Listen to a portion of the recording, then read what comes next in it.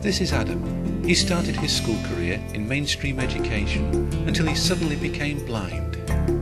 I started off in the mainstream school up to when I was 5, and I went blind one day in class, and from there I went to the opticians and they referred me to the hospital, and after that I just got moved to a school with a vision impaired unit attached to it.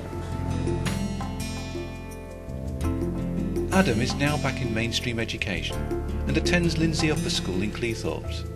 So what services and provisions does a mainstream school such as this one have to offer students such as Adam? Our service believes in early intervention, so we try to meet up with our children very early on in order to give them skills which will minimise the delay caused by their visual impairment. We then deal with their families and other agencies as we take them through school in order to give them the skills they require, the daily living skills they need, their social skills, and to access the national curriculum to them. Individual students have different needs. How are Adam's individual needs met? A peripatetic teacher will be assigned to each student.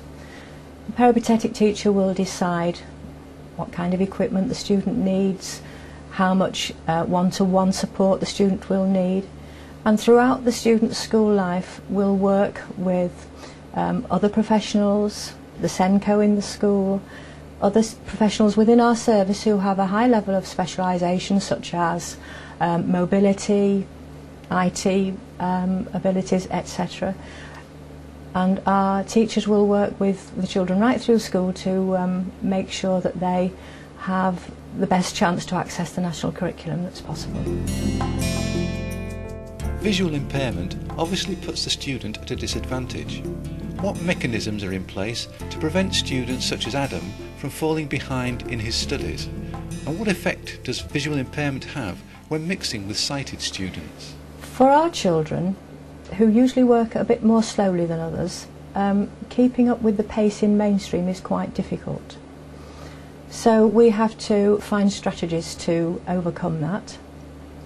Also, with limited vision, it is difficult to read people's facial expressions, body language, to access visual information. So making friendships on an equal footing is difficult, and our children do have to work especially hard at that.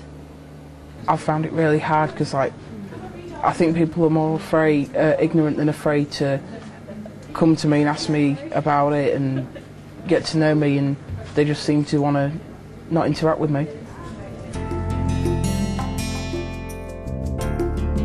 How has the advancement of computer technology helped Adam in his studies?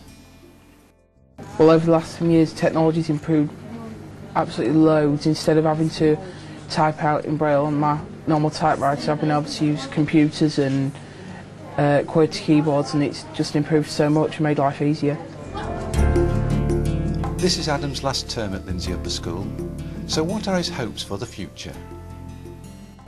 Well, before last week my hopes were to go to a college for the blind in Herefordshire, and I've been told now that I am actually going, so my hopes have come true. I hope to carry on with my languages, my French and my German, possibly do other languages, and hopefully get a job in languages. Well, that's one success story that shows what can be achieved when given proper support.